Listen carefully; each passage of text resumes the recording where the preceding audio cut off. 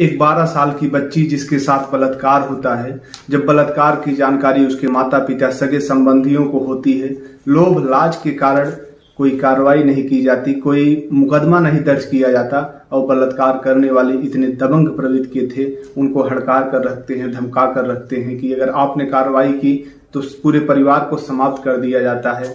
उसकी शादी हो जाती है, शादी होने के बाद घर परिवार भी बस जाता है, लेकिन 28 साल बाद उन बलात्कारियों को कैसे सजा मिलती है, इस कहानी में बस इसी का जिक्र किया जाएगा। साथियों, कहानी बेहद ही रोचक है, बहुत ही इंटरेस्टेड है। क्या भारत में ऐसा भी हो सकता है?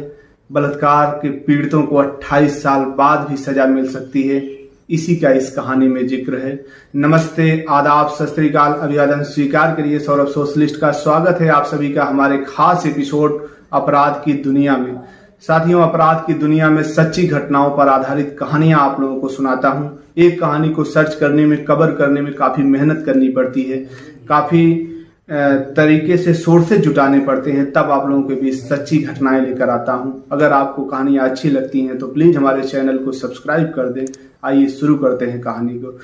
उत्तर प्रदेश का एक जिला शाहजहांपुर है, जहां पर एक 12 साल की बच्ची अपनी बहन और जीजा के साथ रहकर पढ़ाई किया करती है। उसकी बहन प्राइवेट विद्यालय में शिक्षिका है और उसके जीजा सरकारी विद्यालय में टीचर हैं। और वह 12 साल की बच्ची भी पढ़ने में बहुत ही होशियार और होनहार है। वह डेली साइकिल से ही विद्यालय पढ़ने जाया करती है। उसको विद्यालय आते जाते उसके ही बगल के पड़ोस के ही रहने वाले 2 बच्चे जो सगे भाई थे उस पर हमेशा कमेंट किया करते हैं, फप्तियां कसा करते हैं। एक दिन वाकया कुछ ऐसा होता है कि उसके घर पर कोई नहीं रहता, वह अकेली रहती है। एक भाई आता है और उसके साथ जबरदस्ती करता है, उसके साथ बलात्कार करता है। बलात्कार की घटना वह जाकर अपने छोटे भाई को बताता है। अगले दिन वह मौका देखकर वह भी उसके साथ बलात्कार करता है। यह प्रक्रिया चल ही रही थी और उसको डराते हैं, धमकाते हैं, अगर तुमने किसी से बताया। अब 12 साल की बच्ची, उसको कितनी समझ है, उसको बताते हैं कि अगर तुमने कभी किसी से कुछ बताया तो तुम्हारे जीजा, तुम्हारे दीदी, पूरे परिवार को समाप्त कर दिया जाएगा। बेटी डर के कारण, सहम के कारण कभी किसी से कुछ बताती नहीं है। उसके साथ क्या हो रहा है, कैसे हो रहा है, उसको कुछ समझ में नहीं आता। एक दिन वह विद्यालय में ही रहती है, अचानक उसको चक्कर आता है और गिर जाती है। तो विद्यालय के जो स्टाफ रहते हैं वह उसको ले जाते हैं हॉस्पिटल, चेकअप कराते हैं। और जब चेकअप कराते हैं तो सबके पैर तले जमीन खिसक जाती है। 12 साल की बच्ची जो 3 महीने की प्रेग्नेंट बताई जाती है, जब यह बात पता चलती है उसके दीदी को, उसके जीजा को, सबके होश उड़ जाते हैं। वह उससे पूछने लगते हैं, डॉक्टर के पास ले जाते हैं, बोलते हैं कि कुछ बताइए कैसे किया, क्या करना होगा, इसका एबॉर्शन कर दीजिए। डॉक्टर बताता है कि अभी इसकी उम्र बहुत कम है, अगर एबॉर्शन करते हैं तो बच्ची को जान का खतरा है, यह खत्म भी हो सकती है, इसलिए एबॉर्शन नहीं हो सकता, बच्चा इसको पैदा ही करना पड़ेगा। उसके बाद पंचायत बैठती है, घर परिवार वाले और जो दोनों बलात्कार के आरोपी थे वो लोग भी आते हैं, लेकिन वो लोग इतने दबंग प्रवृत्ति के थे, दबाव बना करके किसी तरीके से इस मामले को समाप्त कर दिया जाता है। घर परिवार वाले भी सोचते हैं, नात रिश्तेदार भी कहते हैं, अगर आपने मुकदमा किया, कुछ किया तो बेटी की जिंदगी है बर्बाद हो जाएगी, कौन इससे शादी करेगा, इसलिए इस मामले को दबा दिया जाता है। उसके बाद वह बेटी 12 साल की जो थी वह बच्चे को जन्म देती है और वह जो बच्चा उसका पैदा होता है उसको चोरी छिपे किसी पहचान वाले व्यक्ति, एक दंपत्ति था जिसको बच्चा नहीं हो रहा था, वह बच्चे को ले लेता है। बच्चे को लेकर पालन पोषण करने लगता है, सब कुछ ठीक ठाक चल रहा था। यह घटना जो बलात्कार की घटना थी यह 93-94 की घटना थी, सन 1993-94। उसके 5-6 साल बाद जब वह बालिग होती है, सन 2002 में इसकी शादी कर दी जाती है, घर गृहस्थी बस जाती है, सब कुछ ठीक ठाक चल रहा है, कहीं कोई दिक्कत नहीं थी। उधर इसका जो पहला बच्चा था जो बलात्कार से पैदा हुआ था वह भी एक दंपत्ति लेकर, उनके बच्चे नहीं थे, वह पालन पोषण कर रहे थे। और इधर इसका शादी विवाह हो गया, गृहस्थी ठीक ठाक चल रही थी। लेकिन कहानी में अब एक नया मोड़ आता है कि जो बच्चा इसका पहला था, बलात्कार से पैदा हुआ था, जो कोई सगा संबंधी लिया था, उनके पास बच्चे नहीं थे, अब उनको बच्चा हो गया था। जब उनको बच्चा हो गया तो इस जो बच्चे को गोद लिए थे इसको आए दिन वो लोग प्रताड़ित करने लगे, ताने मारने लगे, तरह तरह की बातें गांव में होती हैं। उसको मतलब डेली जलील किया करते थे, एक नौकर की तरह व्यवहार किया करते थे। वह बच्चा परेशान रहने लगा, वह भी 16-17 साल का हो गया था। और इधर जो इसकी शादी हुई थी जहां पर, इनके आदमी को भी इन्हीं के घर वाले, इन्हीं के गांव से किसी से पता चलता है कि जब यह छोटी थी तो इसके साथ ऐसी ऐसी घटना, बलात्कार की घटना घटित हुई थी, इसको एक बच्चा भी हुआ था। यह घटनाएं कहाँ छुपने वाली हैं? अच्छाई भले न फैले, लेकिन बुराई जो होती है, जो बातों दबाई जाती हैं, वो बहुत तेज फैलती हैं। जब इनके पति को पता चलता है तो वह कहता है कि तुम लोगों ने हमारे साथ धोखा दिया, हमको बताया नहीं कभी ऐसा। ताने मेना मार करके इधर एक बच्चा इसको भी पैदा हो गया था, उसको लेकर के घर से निकाल देते हैं। अब उस 12 साल की बच्ची जो औरत हो चुकी थी, इसके जीवन में पुनः से वही पुराने काले घने बादल मंडराने लगे। उसकी जिंदगी गहताल हो चुकी थी, वह पुनः आ जाती है मायके के लिए। लेकिन नया मोड़ तब आता है कहानी में जब वह बच्चा जिसको डेली ताने सुनना पड़ता था, जो बलात्कार से पैदा हुआ था, वह पूछता है जो उसको माँ पाल रही है, आखिर हमारे माता और हमारे पिता हैं कौन? और बता देते हैं तुम्हारी माँ यही है और तुम्हारे पिता का कोई पता नहीं, तुम जाओ ढूंढो। वह बच्चा आता है और माँ से कहता है कि इस माँ के पास आता है, कहता है माँ मैं आपका पहला बेटा हूँ और जो भी हुआ है हमको सच सच बताओ, कैसे क्या हुआ है, जो भी आरोपी हैं उनको हम सजा दिलवाएंगे। माँ कहती है कि बेटा घर परिवार नात रिश्तेदार सब क्या कहेंगे, इतने दिन बीत गए हैं, अब कुछ होने वाला नहीं है।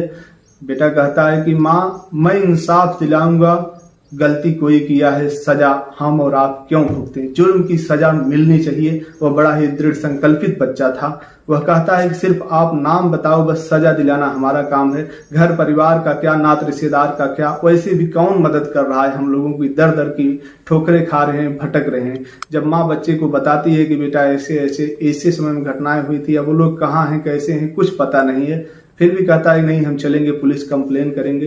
पुलिस के पास जाते हैं, वहाँ का जो स्थानीय थाना होता है शाहजहांपुर में, जब वहाँ पर जाते हैं और ऐसे ऐसे बताते हैं तो पुलिस ठहाके मारकर हंसती है, कहती है कि मनगढ़ंत कहानियां लेकर आए हो, वैसे भी एक दिन पहले की घटना हो अगले दिन सबूत नहीं मिलता, यह 25 साल बीत चुका है, तुम लोग क्या मजाक कर रहे हो, भाग जाओ यहाँ से।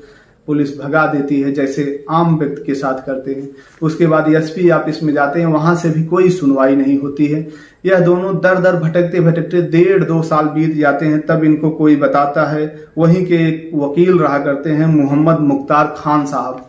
मोहम्मद मुख्तार खान साहब के पास ये लोग जाते हैं, अपनी पूरी घटनाएं बताते हैं। वकील साहब को घटनाएं सच्ची लगती हैं और दिल पर लगती है, लेकिन उनको भी मतलब यकीन नहीं हो रहा था। बोल रहे थे कि 25 साल पहले कौन सा हम केस बनाएंगे, कौन सा गवाह ढूंढेंगे, कौन कैसे कहाँ है, कहाँ से पता करेंगे। लेकिन उसके बाद भी वकील साहब कहते हैं ठीक है, अगर यह सच्चाई है तो इस केस को मैं लड़ूंगा और आरोपियों को 100% सजा दिलाऊंगा।